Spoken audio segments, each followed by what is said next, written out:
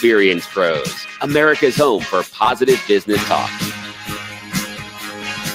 Welcome back to the Experience Pros Radio Show. This is America's home for positive business talk, and we are revolutionizing the way people treat people in business. Thank you for tuning in. Angel is out of town today, but she sends you her greetings. I've got you, and I need you to kind of connect with me if you'd like. The phone lines are open throughout the program today, 303-632-4160.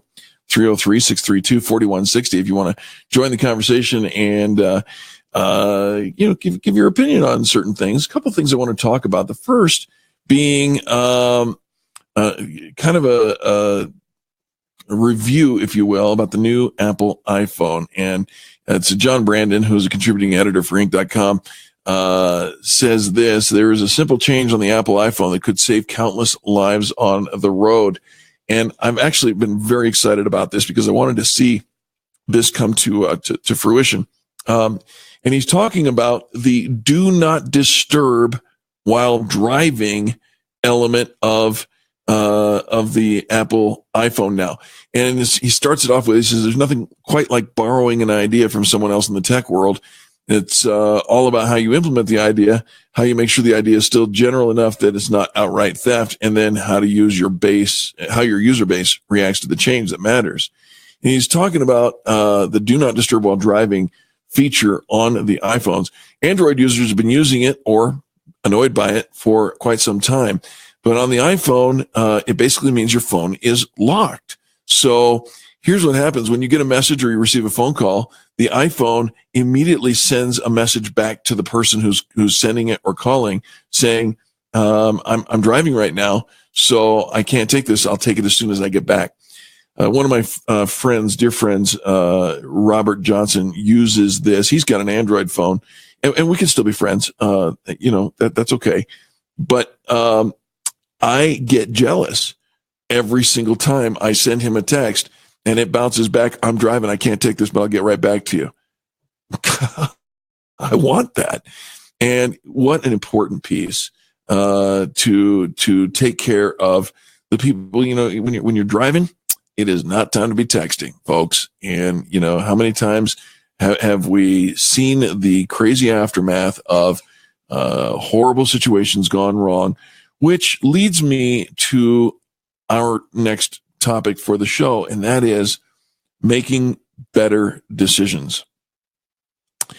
Came across Jeff Hayden wrote an article on signs that you make smarter decisions than most people, and it's backed by science, according to Jeff. He says, since we are the sum total of our choices, science says this is how we make better decisions, or can make better decisions, and avoid common logical pitfalls. So, we all regret certain decisions, and texting and driving should be one of those ones that we should not just regret, we should never do again, folks. And I see it every day. I'm out on the roads every day, and I see people literally driving on the interstate, where you're going 75, 80 miles an hour with one hand and at least one eye on their phones. And it's horrible. So, we do our best to make smart decisions in the business marketplace, whatever. One problem is that we all, we are all, to borrow the title from Dan Ariely's book, Predictably Irrational, we are human. That's why we aren't always rational. Markets aren't always rational. Consumers aren't always rational. So how do you, what are some of the common reasons that some people make poor decisions and how you can make smarter ones? First of all, the topic is loss avoidance. We all tend to strongly prefer to avoid a loss than to acquire a gain. In other words, avoid pain versus go for something positive. Put more simply, we're much likely want to avoid losing $100 than we are to want to make $100. And that's an interesting perspective. If I can avoid losing $100, then I'm even. But if I can make $100, I feel like that's going to be an uphill challenge. So we go for the path of least resistance, right? Think of it this way. You can recover from almost any loss. But will you someday recover from not having done everything possible to achieve your dreams? So shift your focus towards what you want to accomplish so that there are no regrets rather than what you were avoiding so that you don't have any pain. The next one is this, called recall bias. Scientists call recall bias availability heuristic, which is a mouthful, and it's why we call it recall bias. Says that if you recall something, it must be important, or at least more important than an alternative that's not as easily recalled. It's why we tend to give heavy weight to recent information and form opinions on and make decisions based upon whatever is most recent. You know, I sit there and I think, oh, what's that person's name? That's that person's name. It's not because they're not important, but it's maybe because they haven't come up in a conversation for a while. So, you know, we recall and we place a value that says it's more important. It's not necessarily accurate. So, recall bias says, well, I remember that, so this must be true. But it doesn't mean that this is the whole truth or in any way indicative of a larger truth. Always use what you recall as a springboard for doing more research to make sure that you know everything that you need to know, not just what you remember. Okay. Right next to recall bias is something called survivor bias. And we're talking about making smarter decisions.